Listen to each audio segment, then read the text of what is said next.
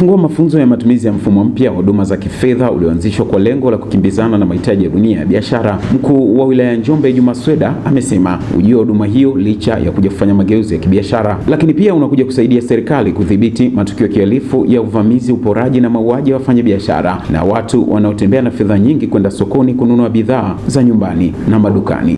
Lakini faida yake nyingine kwa sisi serikali inapunguza crime rate kwenye maeneo yetu.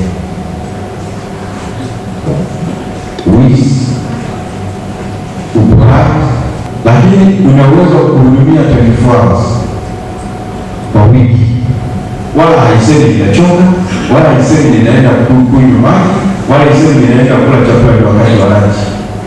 Hawa watu wakielewa hii huduma hii, hakuna changamoto, kwa sababu bado kweli kuna watu wenye wananchi wengine bado wanaweka fedha wanachimbia chini.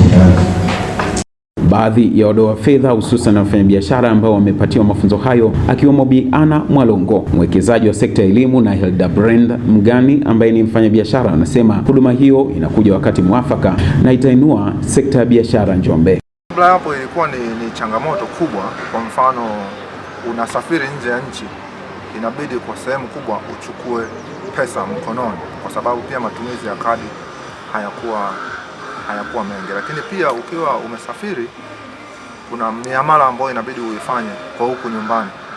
Kwa hiyo pia ilikuwa inashindikana.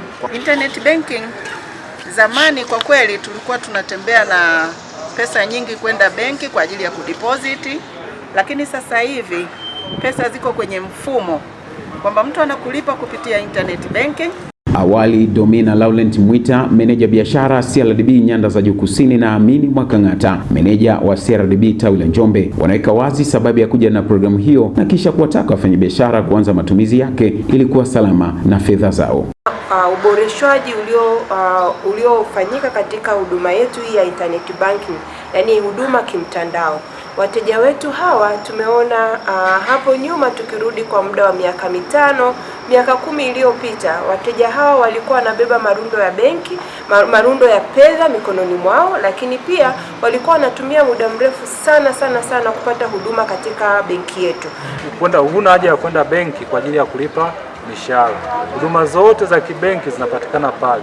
Ukitaka kuangalia balance, ukitaka kuangalia statement yako, huduma za kibenki zitapatikana mahali ulipo. Hivyo kwa wafanyabiashara wa Njombe wote kwa ujumla wao, ninatoa wito kuhakikisha kwamba wanajiunga na hii huduma ya internet banking. Kutoka Njombe, Joctan Myefu, Clouds TV.